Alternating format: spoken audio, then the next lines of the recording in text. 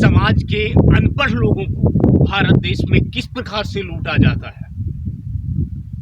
वो समाज जो समाज पढ़ा लिखा नहीं है, उस समाज को किस प्रकार से ये पढ़े लिखे लोग ठगते हैं, किस प्रकार से उनसे धन लूटने का काम करते हैं और गरीब और भी गरीब भारत देश को बनाने का ये काम करते हैं, किस प्रकार से करते हैं।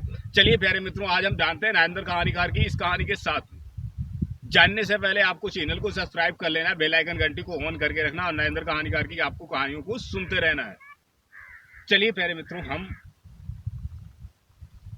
आपको बताते हैं अपने समाज की सच्चाई। तो प्यारे मित्रों, समाज की सच्चाई क्या है? समाज जो शिक्षित नहीं है, समाज जो शिक्षित नहीं है, जो कम शिक्षित है, और समाज में पढ़े लिखे लोग उनको किस प्रकार से उनसे धन लूटते हैं, उनको किस प्रकार से पागल बनाने का काम करते हैं। एक गांव के इंसान का काम फंस गया तहसील में।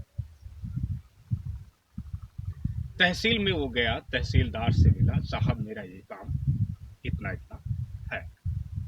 तो उसने कहा आपका काम है तो आपका वेतन हमको मिलता है, लेकिन हम क्या करें, बहुत कम मिलता है और इतना पट्टी पढ़ा करके उसे कहते हैं कि ऐसा करो उसको मिलो जाकर। अब उसको मिल दिया, उसने बता दिया आपका 5,000 रुपये का खर्चा लगेगा, आपका 5,000 रुपये का काम लगेगा। अब लेखपाल के पास में यदि आपका काम फंस गया तो लेखपाल के पास में आप गए।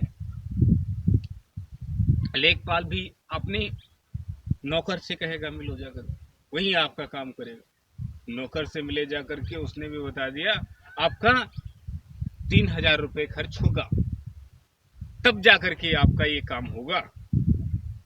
और आप क्या करते हैं, वही करते हैं जो वो कहते हैं, वही कहते हैं जो आप वो कहते हैं। उतने रुपयों को आप उनके सामने जब पेश करते हैं तभी आपका काम होता है।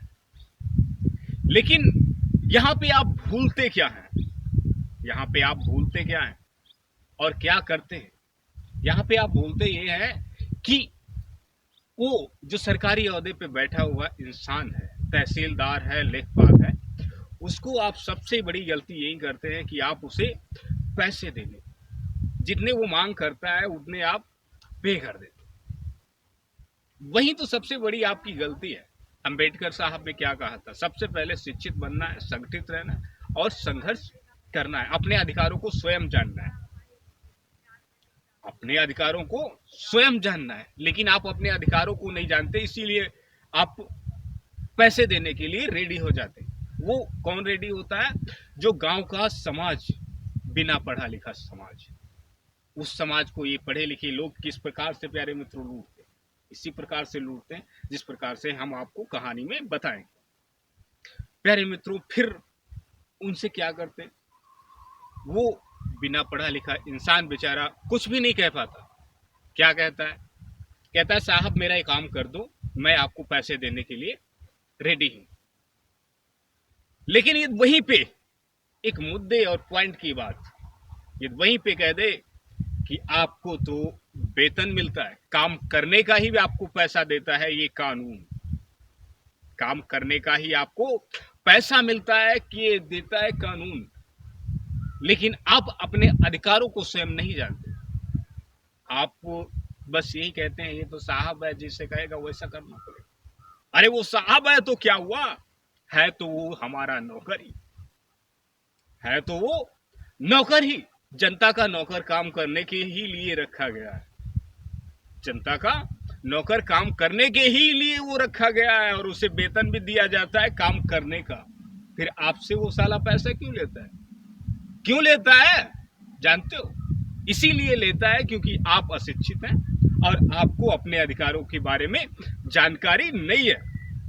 नहीं तो आप जितने भी जाते हैं, तहसील में जाते हैं या ब्लॉक पे जाते हैं, सभी लोग, उतने लोग एकत्रित होकर के कहने लग जाएं कि आपको तो वेतन मिलता है रे तुझे, फिर किस बात का पैसा मांगता है? वहीं पे आंदोलन शुरू, वहीं पे समाज में जागरूकता शुरू। आप सभी लोग जितने भी वीडियोस हमारे देख रहे हैं, आपसे कहीं भी ब्लॉग में सिक्योरिटी मांग करता है या वीडियोस मांग करता है या तहसील में तहसीलदार मांग करता है या लेखपाल मांग करता है या कोई भी अधिकारी आपसे पैसों की मांग करता है, कोई भी अधिकारी आप पैसों की आपसी मांग करता है, तो उसे एक बात जरूर आपको कहनी है नरेंद्र कहानीकार की, कि तुझे तो काम करने का ही कानून से वेतन मिलता है, फिर हमसे पैसे किस बात के लेगा तू? काम करने का ही तुझे वेतन दिया जाता है, फिर पैसे किस बात के तू मांगता है? इतनी बात आप कहेंगे तो आप अपने अधिकारों को स्वयं जान पाएंगे कि उसे काम करने का ही वेतन दिया जाता है। लेकिन आजकल के अधिकारी क्या करते हैं? साले सबसे ज्यादा हरामीपना करते हैं। क्या करते हैं?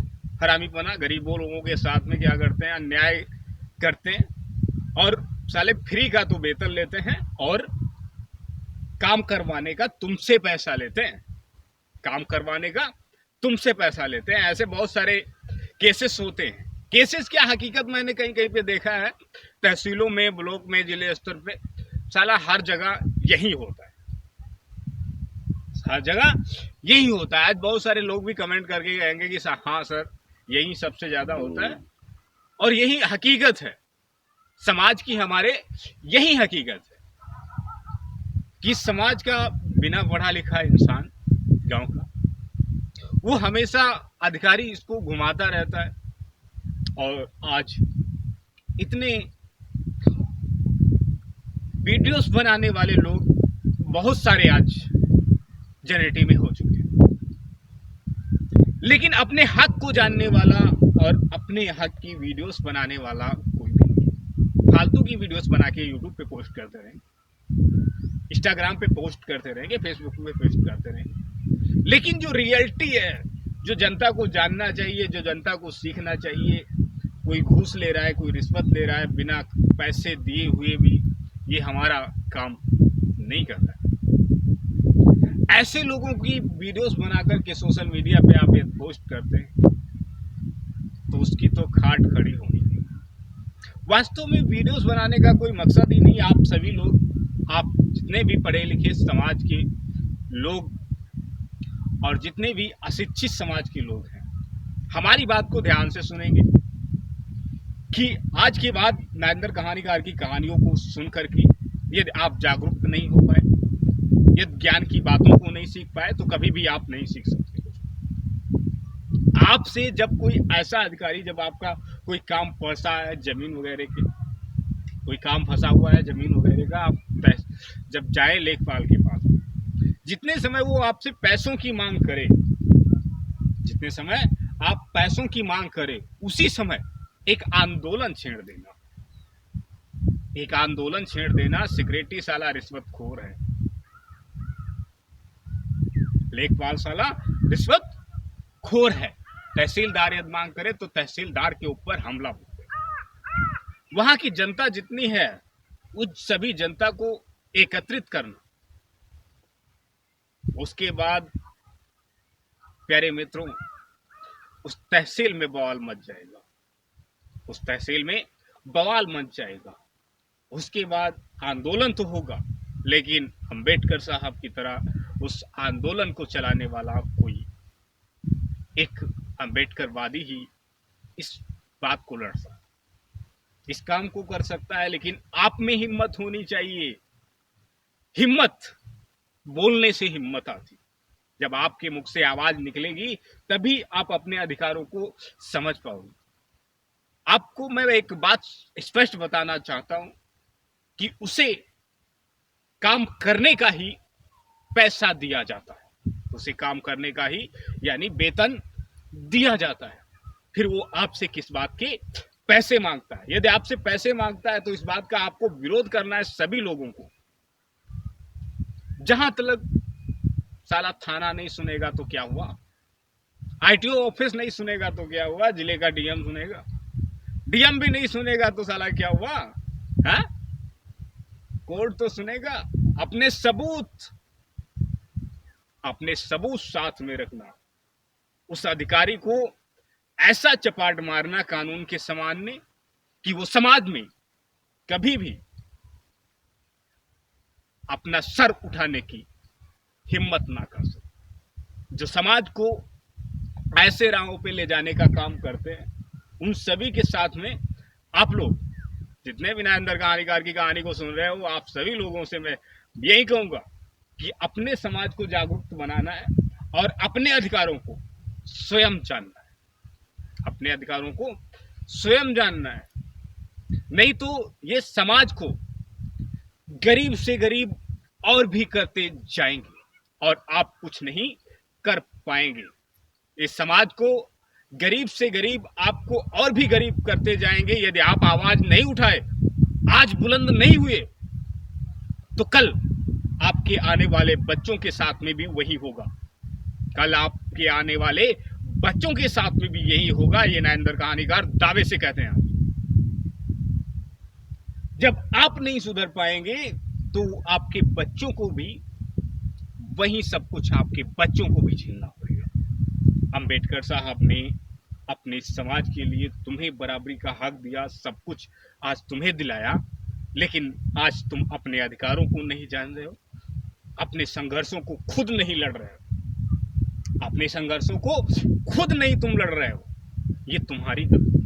यदि कोई भी तुमसे आज के बाद में तहसील में या ब्लॉक में या जिले स्तर में पैसे की मांग करे, तो उससे बस एक ही बात कहना हमारी, उससे एक ही बात कहना हमारी कि तुझे तो पैसे कानून से काम करने के ही मिलते हैं, फिर हमसे किस बात के तू पैसे मांग, हमसे किस बात के लिए पैसे मांगता है। यदि काम ना करे तो उसकी कंप्लेंट सीधे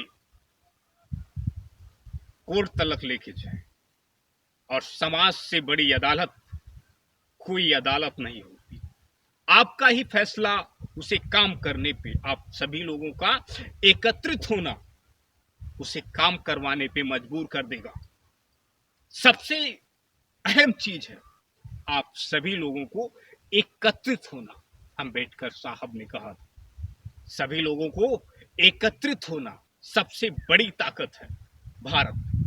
भारत में क्या, पूरी दुनिया में सबसे बड़ी ताकत है वो है समाज को एकत्रित होना।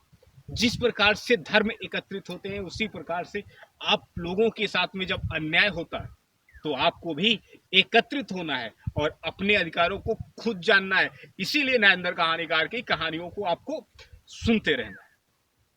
तो चलिए प्यारे मित्रों, हम आपको फिर से मिलते हैं कुछ और जानकारियों के साथ में और कुछ और जागरूकता के साथ में। तब तक के लिए प्यारे मित्रों, आप अपना रखेंगे ध्यान और अपने परिवारजनों का रखेंगे ध्यान।